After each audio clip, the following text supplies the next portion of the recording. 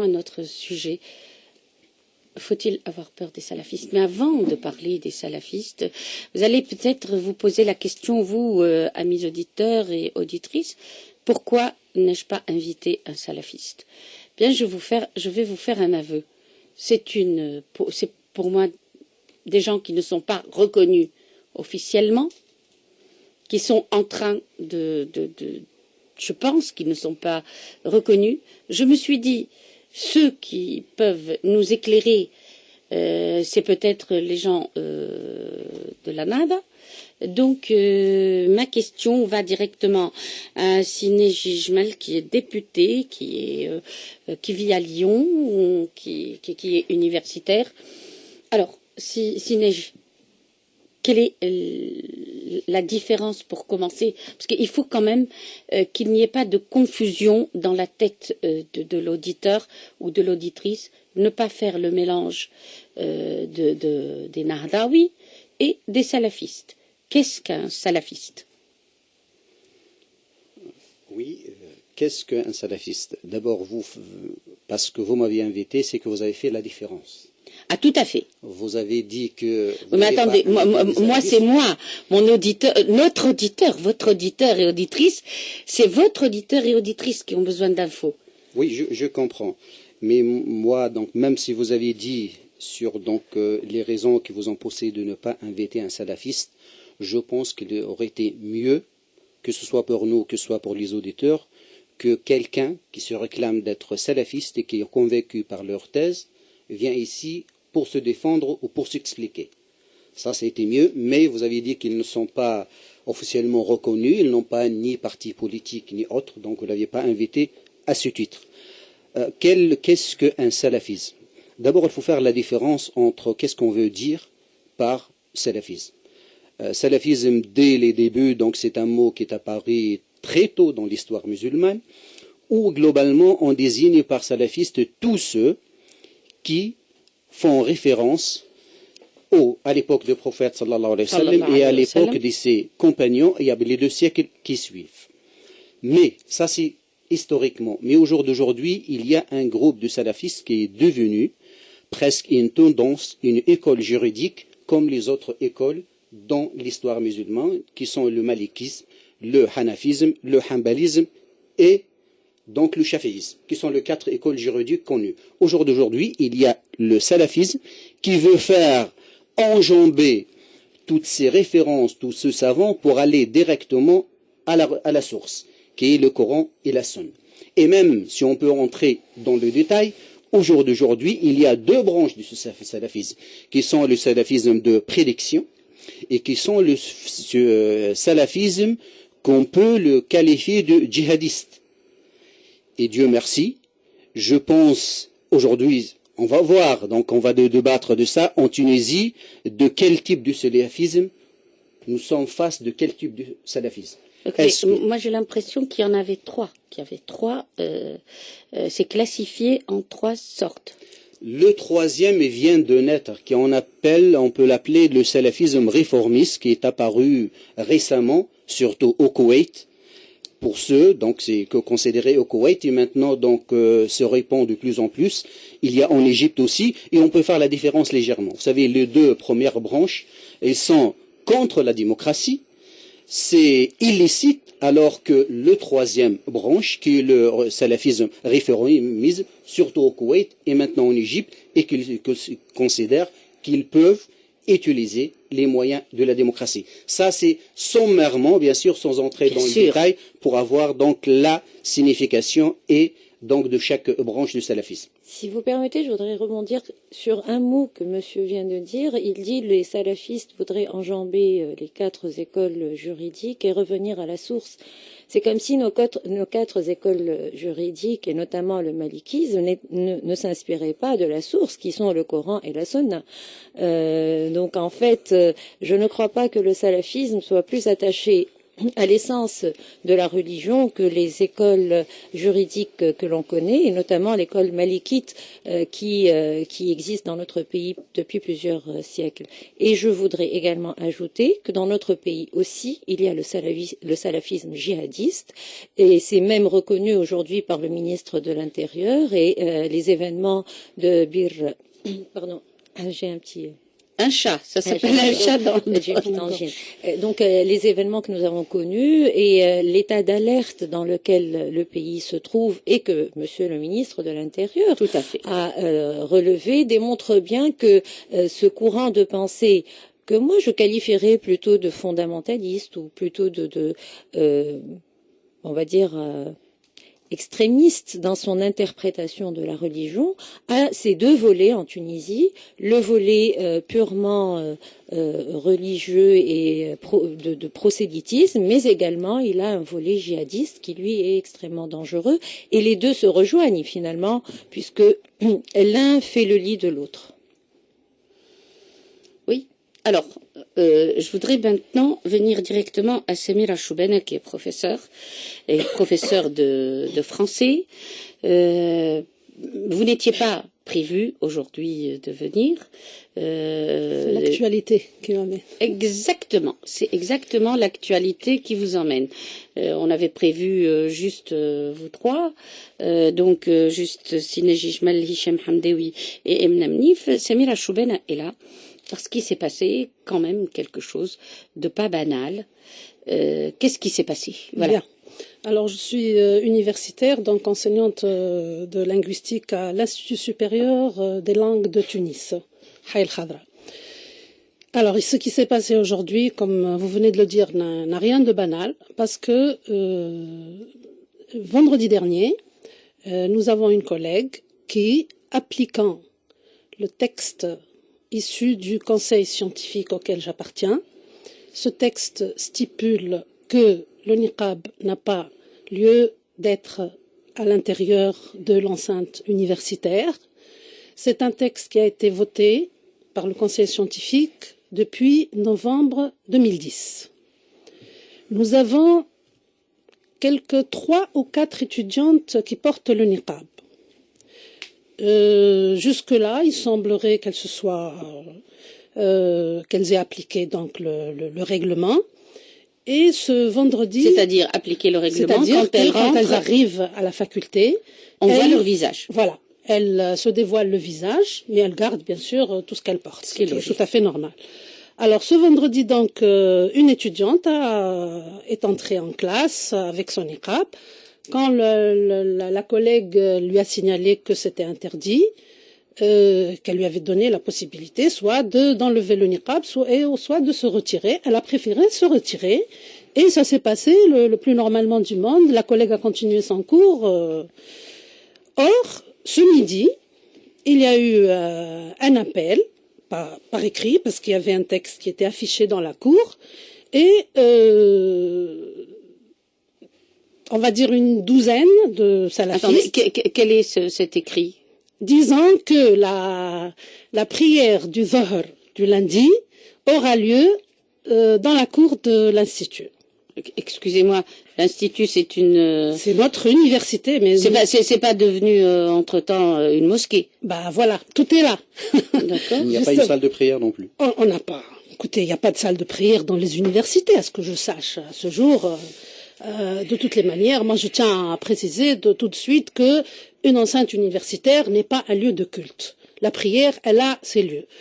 Donc ce midi, donc exactement, donc je pense 13h45, non pas 13h, midi 45. C'est l'heure. Non seulement il y a eu la prière, mais auparavant, bien sûr, il y a un étudiant qui a fait le muezzin et qui a appelé à la prière. Et on a vu un spectacle des plus étranges, honnêtement. Ces étudiants faisant la prière au milieu de la cour, sous le regard étonné et abasourdi de leurs camarades. Nous avons des Excusez-moi, est-ce que ces étudiants sont de la faculté même? Oui, au témoignage de ceux qui les entouraient. Pour le moment, nous sommes justement à la première étape. Et honnêtement, ça nous a inquiétés. parce que c'est un antécédent qui annonce d'autres. Et nous avons eu une réunion, les collègues, avec le directeur de l'établissement, pour essayer de réfléchir à la question. Il n'y a pas eu de heurts, parce que les étudiants de l'UGET, les collègues leur ont dit, vous les laissez faire, on dialogue après, vous discutez après avec eux. Bien sûr. À la suite de la prière, il y a eu beaucoup de dialogue, assez chaud, parfois, c'est pas grave, de toutes les manières, il faut qu'il y ait dialogue. Et nous, les professeurs, nous avons préféré laisser les étudiants gérer la situation entre eux, et nous nous sommes réunis pour essayer de commenter, de voir ce qu'on peut faire, voilà. Très bien. Alors, Emna Mnif, qui voudrait poser ou répondre ou... Non, je voudrais mettre un peu le sujet dans son cadre et réagir à ce que disait Madame. Très bien. Et à un hochement de la tête de Monsieur tout à l'heure. Votre question était, faut-il avoir peur des salafistes? Ma réponse est non. Parce que dans toute civilisation, dans toute religion, il y a des courants qui sont extrémistes, qui représentent souvent des minorités. Vous avez les mormons aux États-Unis, vous avez les ultra-orthodoxes chez les juifs ou chez les chrétiens, Chez les chrétiens aussi, oui. orthodoxes. Enfin, donc dans toutes les sociétés, de toute façon, et dans toutes les religions, il y a des courants qui sont à la droite de la droite, qu'elle soit religieuse ou politique. Bien. Là où il y a danger, c'est lorsque ces minorités qui revendiquent qu'on respecte leur identité, et c'est tout à fait légitime, considèrent... Excusez-moi, Emna, je vous arrête là. Leur identité est la mienne. Non. Parce que maintenant, si on fait écoutez, le tour, on dirait vous êtes bien musulmane. Non, permettez-moi de finir, de développer mon idée. La liberté voudrait qu'on accepte la différence.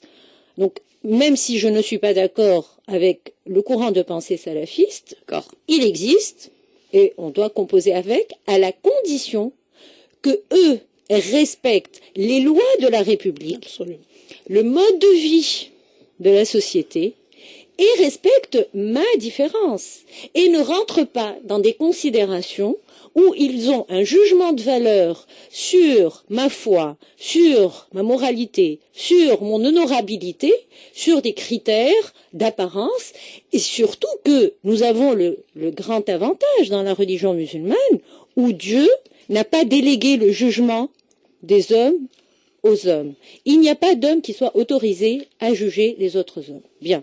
Ceci est la première chose. La deuxième chose, cette histoire de la prière aux heures de prière, et c'est là où je rebondis sur le hochement de tête de notre ami qui est là.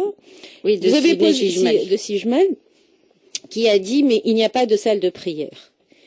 Quand bien même il y aurait une salle de prière, rien n'interdit qu'il y ait une salle de prière dans l'enceinte universitaire, comme il y a des salles de prière à l'hôpital d'ailleurs, et ça existe depuis toujours. On n'est pas obligé de faire la prière à l'heure même de la prière lorsqu'il y a un empêchement.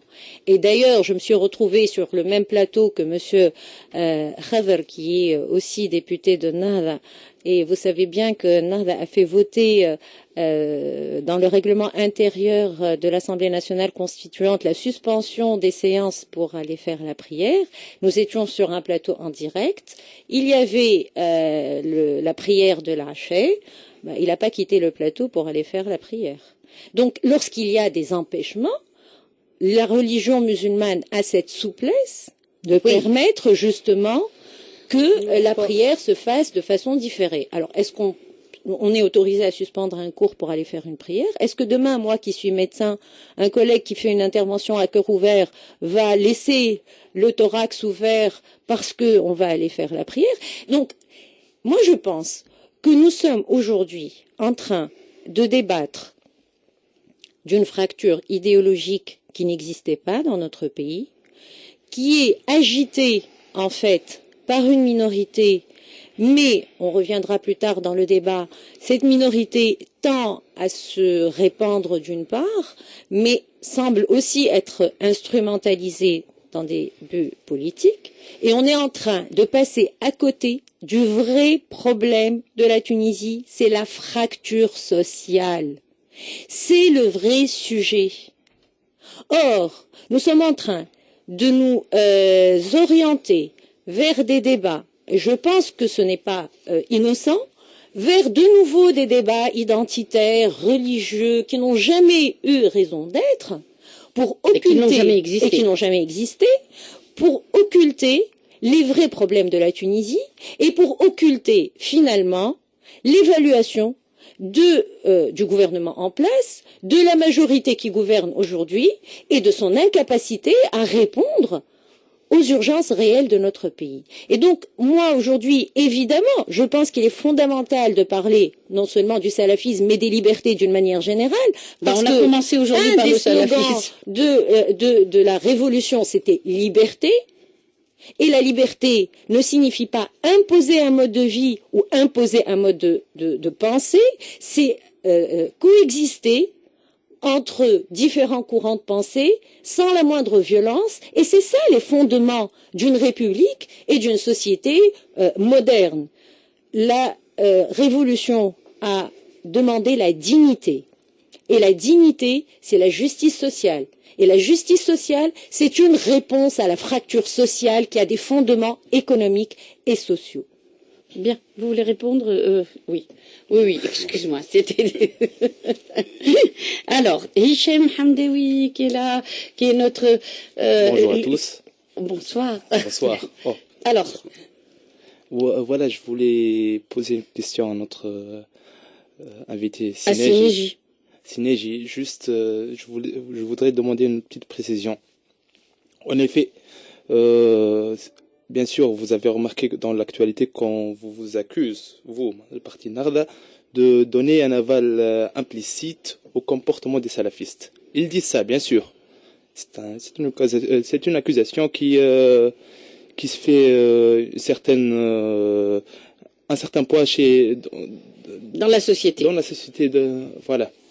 Je voudrais demander jusqu'à quel point il y a des différences entre votre projet sociétal et religieux, vu que vous-même vous avez mis en évidence certaines volontés politiques, par exemple, de ne pas accepter l'action violente, comme c'est passé à Belal Ibn Khalifa.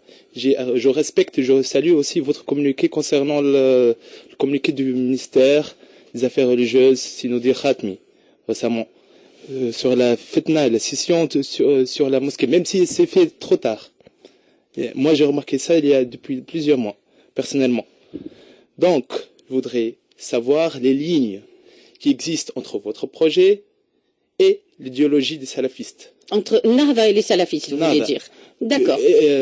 Un autre point. Hier, j'ai vu, par exemple, aussi un vidéo concernant une certaine rencontre qui a eu lieu entre Wajdir Nim et un député de la Narda que j'ai oublié son nom. J'ai vu. Non, là, je vais citer que Habib Louz a rencontré il y a 2-3 jours quand il a prêché le vendredi dernier à Sfax. Tout le monde presque a remarqué que Monsieur Wajdir Nim avait un discours plus ou moins très... c'est pas plus ou moins, mais il était très violent. Très violent, très radical, qui... Bien. Alors, pour faire très rapidement, vous voulez Je laisse monsieur répondre. Oui. Voilà, je veux juste savoir cette précision. D'accord. Je veux revenir donc pour répondre à cette question, mais je veux quelques remarques donc concernant ce qui était dit donc par nos invités. Lorsque vous avez dit que il y a une souplesse dans la pratique de l'heure de prière. Moi, je vous dis juste la différence avec le salafiste, c'est qu'ils ne voient pas cette souplesse. Ils ont une lecture, que l'heure de prière a une telle seconde, ils doivent l'appliquer. Qu'on soit d'accord avec eux ou non. Mais pour vous dire, cette souplesse où on parlait tout à l'heure, où vous aviez fait donc comme les différentes écoles juridiques, ils ont donné cette souplesse pour la communauté musulmane. Les salafistes, pour eux, ils ont une lecture où la prière doit être faite à l'heure, voire à la seconde même. Excusez-moi, je vous réponds à ce point. J'aimerais savoir, est-ce qu'ils connaissent mieux que sallallahu alayhi wa sallam, Mohammed, qui lui différait selon Tabari, le prophète différait, il lui arrivait de différer ses prières. Je m'excuse, je voudrais quand même attirer l'attention que nos entre guillemets salafistes d'aujourd'hui c'est la première fois qu'ils font la prière, quelle qu'elle soit, du Dhuhr ou du Asr, sur place. Et c'est bien clair que c'était un acte de provocation. Non, pour revenir, madame. Donc, moi, je ne suis pas en train de légitimer leur action. Moi, j'ai répondu à madame Naïf, où qu'elle disait qu'il y a une souplesse dans la pratique de la prière. Mais là où je vous ai posé la question, est-ce qu'il y a une salle de prière dans les universités? Vous m'aviez dit non, votre réaction à la première réaction, c'était l'université n'est pas un lieu où il doit y avoir une salle de prière. Moi, je vous dis non. Je n'ai pas dit cela. Non, vous avez dit il y a une différence. L'université n'est pas un lieu de culte. Maintenant, pour répondre, est-ce qu'il doit y avoir une salle de prière dans l'université? Vous êtes pour ou contre? Moi, je vous dis. Écoutez, mon point de vue n'importe pas, mais je vous dis une chose. Chez nous, à l'Institut supérieur des langues de Tunis, nous manquons déplorablement de salles. Nous faisons des cours entre midi et 2, faute de salles. On ne va pas quand même se passer d'une salle pour la consacrer à la prière. Il y a un mosquée à 100 mètres. Non, en plus. Moi, je ne connais pas l'université. Moi, j'ai posé les questions sur. Alors, oui, justement. Alors, question. Tant qu'il y a. S'il y a une mosquée qui n'est pas loin, est-ce qu'on peut vraiment y aller? Attendez, je voudrais qu'on dise une chose.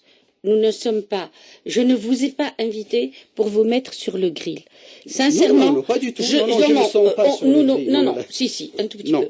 Alors, ce que je veux vous dire, c'est que vous allez éclairer notre lanterne, parce que nous avons vraiment peut-être des sous-informations. Nous avons des communications. Excusez-moi, nous avons une communication de Suisse. Mettez vos. Très bien, d'accord. Oui, bonsoir. Oui, bonsoir, Aslama. Aslama, oui. ليه من فضلك حاب شفت un article معناتها بعثوا لي واحد. Excusez-moi, est-ce que vous pouvez parler en français? Je vais vous dire pourquoi. Non, attendez, parce que nous sommes sur le RTCI. Non, mais j'explique que nous avons beaucoup de communautés francophones, nous avons des Tunisiens francophones et qui ne se retrouvent pas avec toutes les autres radios et télévisions. Donc nous sommes pratiquement les seuls. Bienvenue, oui. Ok, concernant les sujets du salafiste,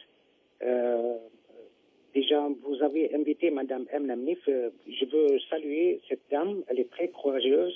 Et la fondateur de Konatouansa. Je veux dire quelque chose des sujets. Nous sommes un peu nerveux concernant la situation en Tunisie et il y a beaucoup de sujets sur cette campagne et plusieurs fronts de notre pays pour modifier les. Est-ce que vous pouvez nous faire une question rapide, s'il vous plaît, parce que nous avons beaucoup de gens qui attendent. Merci. Ok, la question c'est qui dirige le pays maintenant et comment le gouvernement provisoire, pourquoi ne fermez pas les frontières? D'accord.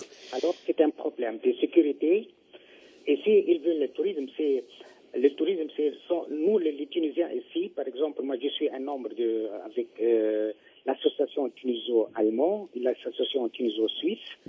Le peuple, j'ai reçu des messages et je suis depuis 5 semaines avec une nouvelle association entre 11 200 Tunisiens, entre Suisse, la France, Luxembourg et l'Allemagne.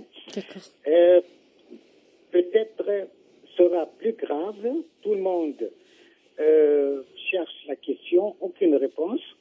Bon, alors, excusez-moi, si j'ai bien compris votre question, maintenant, les gens qui sont à l'étranger, c'est-à-dire les touristes, ont peur de venir. Même les touristes, oui, exactement. Tunisiens et touristes. Je vous remercie infiniment. Pardon? Je vous remercie. Nous avons compris cette question. Alors justement, par rapport à cette question, elle me permet de faire le lien avec ce que vient de dire Monsieur Jmal. Vous avez donné une explication théologique, entre guillemets, sur la position des salafistes qui, eux, ne reconnaissent pas cette souplesse de la religion musulmane. Je crois devoir rappeler qu'ils vivent dans une société à majorité malikite et à majorité, justement, imprégné de cette école juridique caractérisée par sa modération. Et je tiens à rappeler que tout à l'heure sur un autre plateau, quelqu'un m'avait dit mais vous n'êtes pas une experte en sciences théologiques. D'abord, et pourquoi est-ce que ce sont toujours les progressistes modernistes qui s'insurgent contre ces courants salafistes? D'abord, je tiens à rappeler que ce n'est pas parce que je ne suis pas professeur en théologie que je n'ai pas de connaissances. Moi non plus. Et d'ailleurs, vous non plus, vous n'êtes pas un expert en théologie, mais nous sommes tous issus de familles où tout le monde nous sommes issus de familles d'abord musulmanes. Ma famille particulièrement est très imprégnée de sciences théologiques parce que mon grand-père était shir, mon oncle était professeur en théologie, mon père est quelqu'un qui est très versé dans les sciences théologiques, mais d'un autre côté, nous sommes des personnes qui essayons de lire, de découvrir et de comprendre. Alors, maintenant, si nous sommes soumis à des règles dans un État, est-ce que nous sommes réellement dans un État de droit ou est-ce qu'une minorité doit imposer sa loi de façon et terroriser dans l'impunité la plus totale? Et c'est là où la question de monsieur m'interpelle. Qui gouverne le pays aujourd'hui? Alors, vous disiez la relation de Nahda avec les salafistes. Moi, à la limite, ce n'est pas tellement la relation de Nahda avec les salafistes qui m'intéresse. C'est la relation du pouvoir actuellement en place avec ces courants extrémistes qui m'interpellent. Mais que pense Nahda des salafistes? Alors, permettez-moi de donner 3 indications et Monsieur Jmal répondra certainement à ces indications. Je ne mettrai pas toute la troïka dans le même sac. J'interpellerai simplement les ministres qui ont la charge des espaces publics dans lesquels le dernier prédicateur, et je trouve que le terme prédicateur l'honore beaucoup plus qu'il ne le devrait, je trouve que c'est un charlatan plus qu'un cheikh et qu'un connaisseur en islam. Alors, le ministère... Oui, mais je ne voudrais même pas prononcer son nom. Donc, le ministère des Sports a mis à sa disposition la coupole. Vous avez dit et vous avez salué le communiqué du ministère des Affaires religieuses qui a insisté sur la neutralité des mosquées. Cela ne l'a pas empêché d'autoriser ce monsieur de continuer à faire ses prêches dans les mosquées et pas des moindres. La mosquée Aqba ibn Nefa, la grande mosquée de Sfax, la grande mosquée de Mehdi, la grande mosquée de Sousse, qui étaient des sources de savoir et qui ont permis justement à l'islam éclairé de sortir de la Tunisie et de se répandre en Afrique du Nord. Et puis, le ministre des Affaires étrangères a fait une déclaration extrêmement grave. Il considère que le discours de ce prédicateur n'incite pas à la discorde ni à la haine et qu'il n'y avait rien de choquant dans ce discours. Alors que le ministre des Affaires culturelles a assumé pleinement ses responsabilités. Il a fermé la maison de culture de Béja à ce prédicateur. Et pour finir, que des députés, des élus du peuple, qui plus est, ont un poste sont des cadres et des dirigeants d'un parti politique, accompagnent ce personnage sous prétexte qu'un ami, qu'il s'agit d'un ami, je considère que quelque part, c'est une connivence du parti auquel ils appartiennent, parce qu'il y a une discipline partisane et que lorsque on est un cadre d'un parti, on est responsable de ses actes et chaque acte qu'on commet, eh bien, il est aussi assumé par le parti auquel on appartient. Et pour finir, moi, ce qui m'intéresse dans cette affaire, ce n'est pas tant ce combat et cette guéguerre idéologique qui n'a pas de raison d'être, et je le dis encore une fois, qui est une forme de diversion, c'est le fait que cette guéguerre et que tous ces événements sont en train d'avoir des conséquences extrêmement néfastes sur notre économie, parce que justement, il ne s'agit pas que de touristes, il s'agit aussi d'investissements. Les investisseurs tunisiens et les investisseurs étrangers, dans ce climat d'insécurité et d'anarchie totale, eh bien, ne prendront pas le risque de relancer l'économie du pays. Non, si vous permettez, je vous en prie. Quel est le but de cette émission et d'autres? C'est d'arriver à relever ce défi. Tout à fait. Qu'il y a, certes, un défi devant la société tunisienne qui doit le relever. Très bien. Permettez-moi, Madame Neif, ce n'est pas en refusant même de nommer cette personne, ou de les qualifier, donc ce n'est pas un prédicateur, qu'ils n'ont pas les moyens, qu'ils n'ont pas donc des idées, ce n'est pas comme ça qu'on peut arriver à discuter avec eux.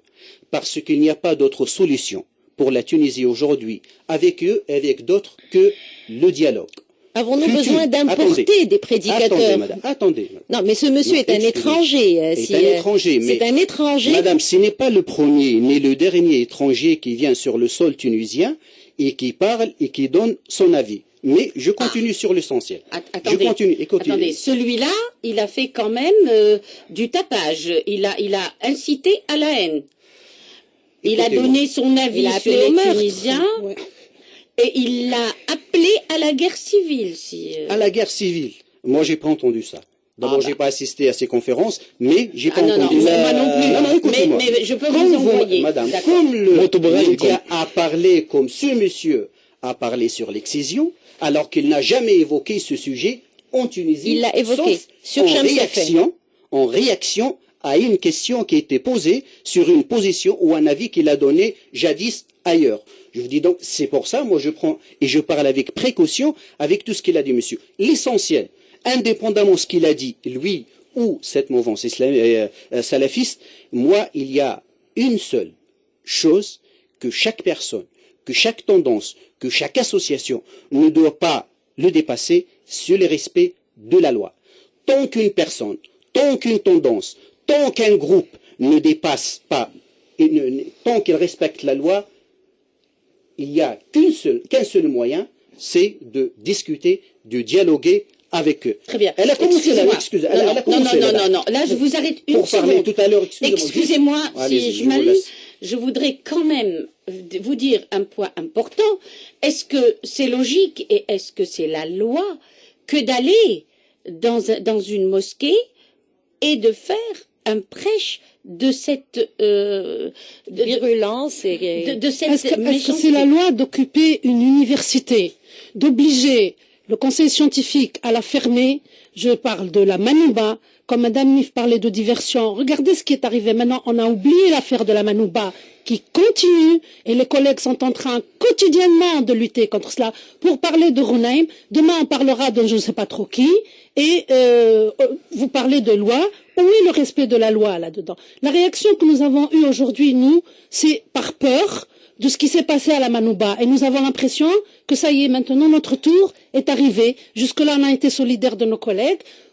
La question n'est pas encore réglée à la Manouba. Tous les jours, ils prennent une salle, ils la squattent, les salafistes, pour en faire une salle de prière. Ils délogent chaises et pupitres et tout ce qu'il faut. Les étudiants, ça se passe dans le département d'arabe. Les étudiants restent sans cours. L'après-midi, les professeurs viennent, remettent les chaises, les tables en place, rebelotent le lendemain. Mais pourtant, on arrive à appliquer la loi et on dépasse même la loi pour arrêter des journalistes dans l'exercice de leur métier. Et les salafistes continuent à sévir à la Manouba. Ils ont été déboutés par le tribunal administratif. Il y a des étudiantes qui ont porté plainte et elles ont été déboutées par le tribunal administratif. Et qui vient parler de loi là? À moins qu'il y ait de poids de mesure, la loi pour les salafistes et la loi pour les autres. La loi est la même pour tous. Et la réflexion de Madame, ce n'est pas le gouvernement, ni encore moins Nahda, qui a jugé ce journaliste. Ce sont des juges et en fonction de la loi tunisienne. Celui qui n'est pas d'accord avec la loi, il doit œuvrer pour changer la loi. Non, il y a un code de la presse qui n'a pas été respecté. Ce n'est pas à moi, donc il y a un juge qui a prononcé, il y a un juge autonome qui a prononcé ce jugement, on doit le respecter. Ce n'est même pas un juge.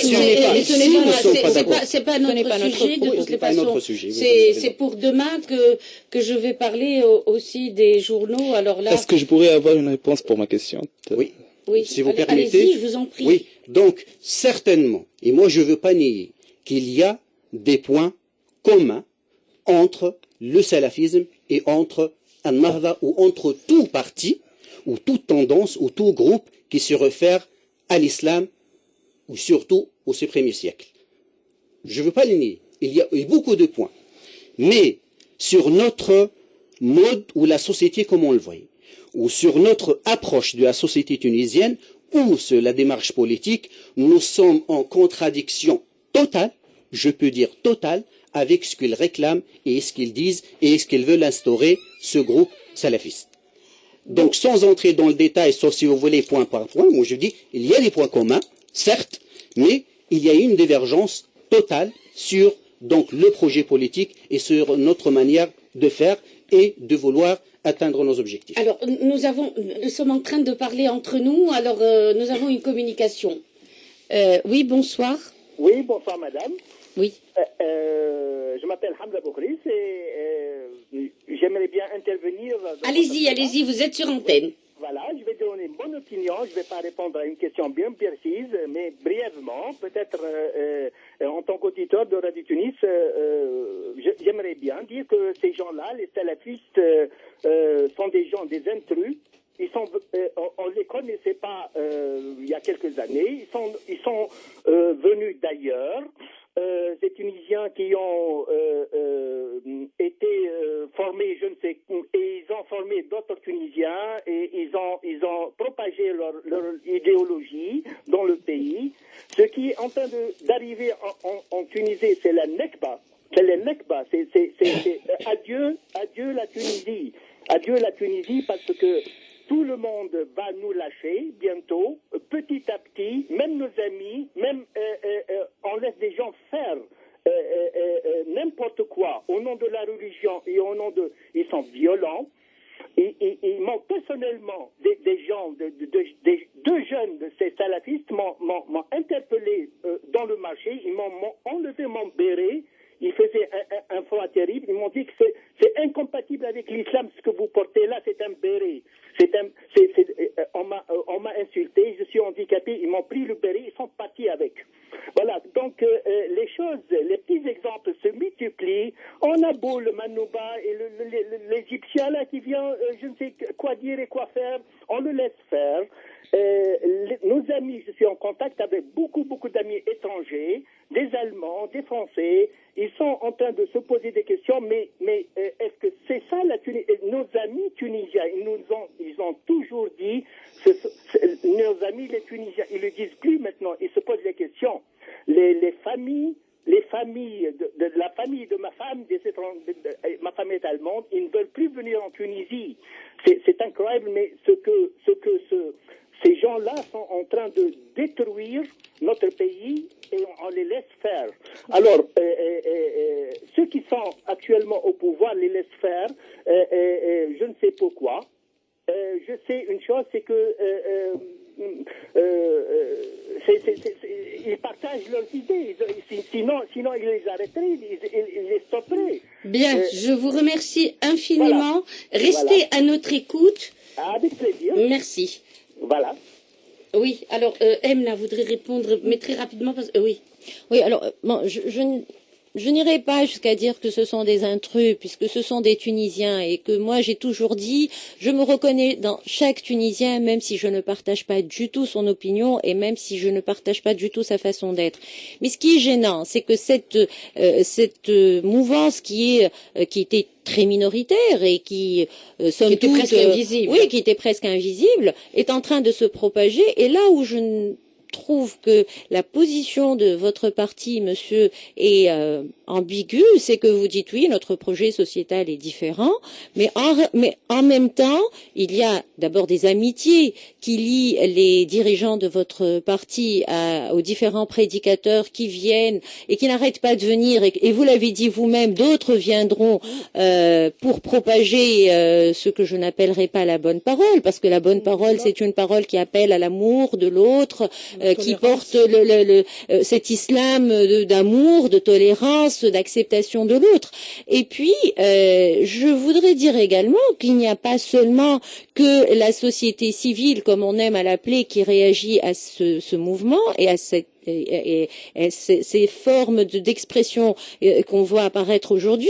Les milieux religieux également sont outrés par ce qui est en train de se passer. J'ai l'impression que personne n'a entendu le mufti de la République qui a fermement dénoncé les propos du prédicateur qui était ici et qui a rappelé l'histoire de notre de notre ancrage dans la religion musulmane, depuis l'imam Sohnoun, en arrivant à Tahir Ben Achour, à Cheikh Fadel Ben Achour. J'ai eu moi-même au téléphone Cheikh Mahmoud Bayrem, qui m'a dit, ma fille, je suis malade de voir ce genre de manifestation se répandre en Tunisie. Et puis, monsieur, vous disiez tout à l'heure, d'autres viendront. C'est vrai que la Tunisie n'est pas un pays fermé, mais lorsqu'il y a des appels à la haine, lorsque la parole portée est une parole qui vient déstructurer notre société pour reconstruire une nouvelle société, et qu'on veut appeler cela de l'islamisation, permettez-moi de dire que nous sommes islamisés depuis 14 siècles. Il ne s'agit pas d'islamiser la société tunisienne, il s'agit de la radicaliser, ce qui est complètement différent de la wahhabiser, si je puis me permettre d'inventer un néologisme. Mais vous savez bien qu'au XIXe siècle, nos experts en théologie avaient déjà répondu aux wahhabites et ont expliqué que nous n'avions pas besoin de wahhabisme et d'extrémisme dans notre pays. Donc, si d'un côté vous portez le discours d'un parti politique responsable et qui porte le même projet sociétal que nous, et que vous défendez les libertés, vous défendez la liberté de culte, et vous êtes opposé à ces courants, et que de l'autre côté, on ne fait rien pour valoriser nos prédicateurs, pour ramener nos chers, les élèves de l'école zétounienne à enseigner aux jeunes, parce que finalement, qu'est-ce qui fait que ces courants se sont développés? C'est cette espèce de désert culturel, aussi bien dans la culture religieuse que dans toute forme de culture, et donc c'est ce qui a fait que ces jeunes-là étaient à l'écoute de ces chaînes satellitaires, la manipulation, etc. Aujourd'hui, que nous n'avons plus ce problème d'enfermement, eh bien nous avons nos prédicateurs, nous avons nos théologiens, nous avons des espaces qui permettent de promouvoir la religion sans pour autant rabaisser la femme, entre autres, parce que la cible principale dans toute cette affaire, c'est la femme. Bon, est-ce qu'on va vous laisser répondre, mais on a juste 3 minutes, parce que nous allons céder l'antenne et revenir à 18h05. D'accord, juste revenir sur ce qu'elle a dit. Donc, vous avez bien dit que nos experts, au XIXe siècle, ils ont répondu au wahhabisme. Mais je vous dis, dans les dernières décennies, il y a le désert total. Donc, où sont nos prédicateurs? Où sont nos savants de Zaytouna? Et vous savez, dans la fameuse décision de Bourguiba depuis les années 50 de fermer Zaytouna, c'est aujourd'hui qu'on paye le prix. Donc, toutes ces personnes trouvent, parce que la nature ne veut pas le vide, et parce qu'ils ont trouvé ces prédicateurs, que ce soit sur les chaînes satellitaires, que ce soit aujourd'hui, ils ont la possibilité en Tunisie. Parce que nos savants, par la loi, et nous héritons de l'époque de Ben Ali, qui a empêché toute personne. Tout à l'heure, on parlait qu'ils sont maintenant devenus visibles et qu'ils étaient invisibles. Tout était invisible à l'époque de Ben Ali, y compris les démocrates, y compris les laïcs, y compris les islamistes. J'en inviterai pour une conférence religieuse et je vous inviterai à assister pour que vous voyez bien que nous avons des savants et des experts qui sont tout à fait capables de propager la bonne parole. Et Dieu merci, il y en a et existeront toujours en Tunisie, comme ils ont existé à travers l'histoire. Mais je dis qu'il y a une époque, plus de décennies, où ces experts, ils ont un rôle à jouer, ils n'ont pas joué ce rôle. Vous me parlez de Ils ont été empêchés de jouer justement, ce rôle. Oui, empêchés. Et certains, quel est le rôle de Mufti? On le voit 1 ou 2 fois par an, le Mufti. Et nous avons hérité de cette situation. Alors que son rôle, ce n'est pas le mien, je ne suis pas théologien. Et lui, il est mieux placé que nous. Vous voulez donner un pouvoir intellectuel ou éthique à une autre source de pouvoir. Ce sont tels que vous avez cité, les savants malikites. Vous voulez changer le monopole de la pensée, de la décision dans notre société. Avant 14 janvier, c'était pour Ben Ali. Ouais. Maintenant, vous voulez octroyer le pouvoir et la décision, comment dire, le pouvoir intellectuel aux savants, à des gens religieux, simplement parce qu'ils ont de la connaissance religieuse. Vous parlez d'intellectuel. Le pouvoir intellectuel est ouvert aujourd'hui devant tous les Tunisiens. Ok. Et donc, ils peuvent s'exprimer. C'est très bien. Vous venez de finir. Donc, nous allons passer de l'autre côté pendant quelques minutes. Nous allons céder l'antenne et vous laisser boire un peu d'eau. Moi aussi. Allez, à tout de suite. Podcast FM. Podcast FM. La voix du net. Fawzi Moussa. Avec Tunisiana, l'innovation est accessible à tous. Aish Denia Live. Voici le casque HD 449 proposé par Sennheiser. Son design circumoral fermé permet d'écouter sa musique tout en vous isolant des bruits extérieurs. Ce casque est équipé d'oreillettes en simili-cuir et des aimants en néodyme forment la structure des haut-parleurs. Il dispose d'une impédance de 32 ohms et d'une sensibilité de 114 décibels sur une plage de fréquence allant de 16 Hz à 24 kHz. Une rallonge de 1,60 m permet d'augmenter les 1,40 m du câble initial, ce dernier se terminant par une prise jack 3,5 mm. Notez également la présence d'un adaptateur 6,35 mm plaqué or.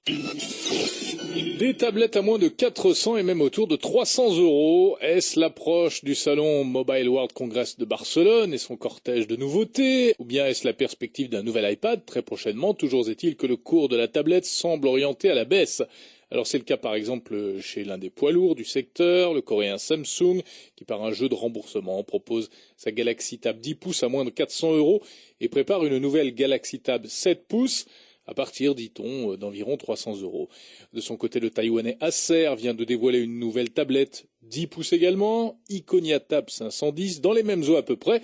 Tout cela nous fait donc environ 100 € de moins que le premier modèle d'iPad. Et puis attention, il y a tablettes et tablettes. Les tablettes dont les prix baissent sont uniquement les tablettes Android. Pour la plupart d'ailleurs équipées de la toute dernière version d'Android 4.0. Mais le produit phare de ce marché, l'iPad d'Apple, lui ne bouge pas. La question est d'ailleurs de savoir jusqu'à quand la marque à la pomme pourra ainsi marquer sa différence. Alors certes, les chiffres sont là, l'iPad écrase littéralement ses concurrentes en termes de vente. Tim Cook, PDG d'Apple, s'en félicite, sans modestie. Les gens ne veulent pas une tablette, explique-t-il en substance, ils veulent un iPad. Ben voyons. L'iPad 3 en tout cas pourrait être dévoilé le 7 mars prochain. Et en toute logique, cela devrait faire baisser les prix de la version 2. Lady Gaga, la chanteuse américaine idolâtrée par des millions d'adolescents dans le monde, vient de lancer son propre réseau social baptisé Little Monsters, le nom qu'elle donne à ses fans.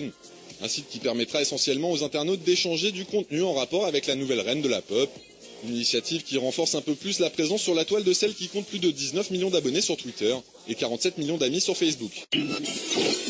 La PS Vita ne pouvait dignement pas se passer de ballon rond pour sa sortie et FIFA Football sera présent pour vous donner votre dose d'herbe verte. Au programme, on retrouve un gameplay proche de FIFA 11. Certes, ce n'est pas le dernier en date, mais pour une console portable, ça dépote sec. Les fonctionnalités tactiques sont plutôt bien intégrées et les différents modes de jeu sont présents, alors que demander de plus au final? Avec Tunisiana, l'innovation est accessible à tous. Aish Denia Live. Podcast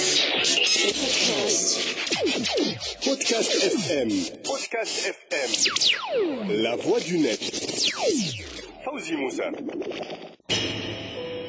Garde tes larmes. Tu en auras peut-être besoin encore, Nounou. Antigone! Antigone! Qu'est-ce que tu veux, toi aussi? Quand tu pleures comme cela, je redeviens petite. Et il ne faut pas que je sois petite ce matin. Chacun de nous a un jour plus ou moins triste, plus ou moins lointain, où il doit enfin accepter d'être un homme. Pour toi, c'est aujourd'hui. Le cadavre! Qu'est-ce qu'il a, le cadavre? Père, ce n'est pas vrai. Ce n'est pas toi. Ce n'est pas aujourd'hui. Nous ne sommes pas tous les deux au pied de ce mur où il faut seulement dire oui. Antigone! Antigone! Antigone, au secours! Bientôt sur RTCI. Antigone, de Jean Anouilh.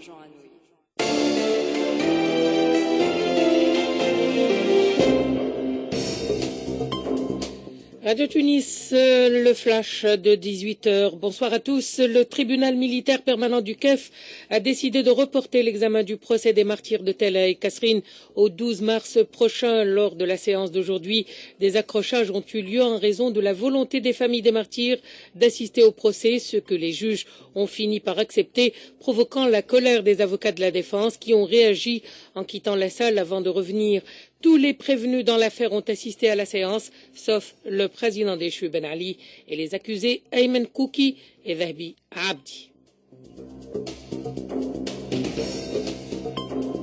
Nasr el-Din Ben Saïda, directeur des Tounsiya, est maintenu sous contrôle judiciaire à partir d'aujourd'hui en attendant son procès prévu les mercredis ou jeudis prochains. C'est ce qu'a déclaré maître Hademi Boussora, membre du comité de défense dans l'affaire des Tounsiya. L'avocate a souligné que Nasr el-Din Ben Saïda, qui a entamé depuis samedi dernier une grève de la faim, a un bon moral en dépit des signes de fatigue. L'association Dignité aux prisonniers politiques a organisé aujourd'hui un mouvement de protestation devant le siège de l'Assemblée nationale constituante, appelant à la mise en vigueur du décret-loi d'amnistie générale. Des centaines de personnes, dont des anciens détenus politiques, des familles de prisonniers politiques et des associations de défense des droits de l'homme, ont participé à cette manifestation. Le tribunal de Gefsa a été aujourd'hui le théâtre d'actes répréhensibles à l'issue de l'annonce d'un verdict dans une affaire de droit commun.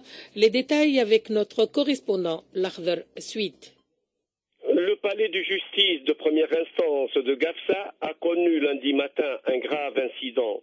Un antécédent inquiétant qui nous donne à réfléchir sur le climat d'insécurité qui ne cesse de se généraliser dans les différentes institutions de notre pays. Siégeant sur une affaire de meurtre involontaire, la Cour a finalement été convaincue de l'innocence du prévenu avant de prononcer un non-lieu. Aussitôt après la proclamation du verdict, les membres de la famille de la victime ont violemment manifesté leur mécontentement et leur indignation. Une femme a même brandi un couteau de cuisine face au magistrat. D'autres éléments furieux et déchaînés ont menacé de faire sauter le palais de justice en déposant 2 bonbonnes de gaz butane dans la salle des pas perdus. Heureusement, ils ont tous été maîtrisés à temps par les forces de sécurité intérieure.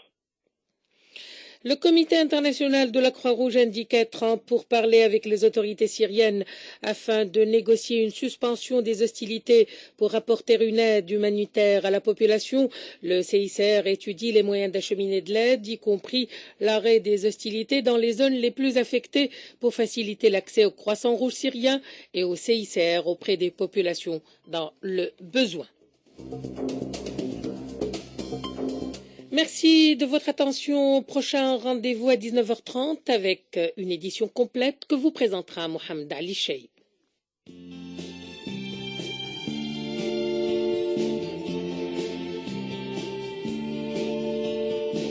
Le poète a toujours raison, qui voit plus haut que l'horizon, et le futur est son royaume. Face à notre génération, je déclare avec Aragon, la femme est l'avenir de l'homme.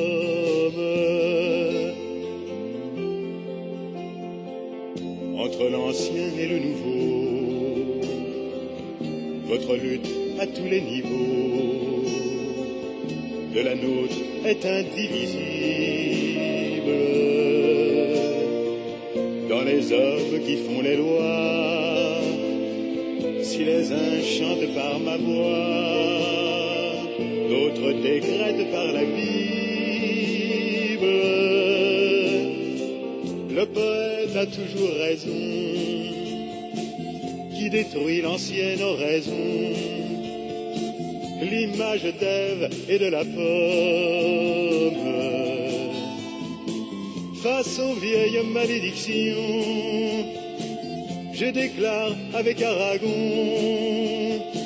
la femme est l'avenir de l'homme.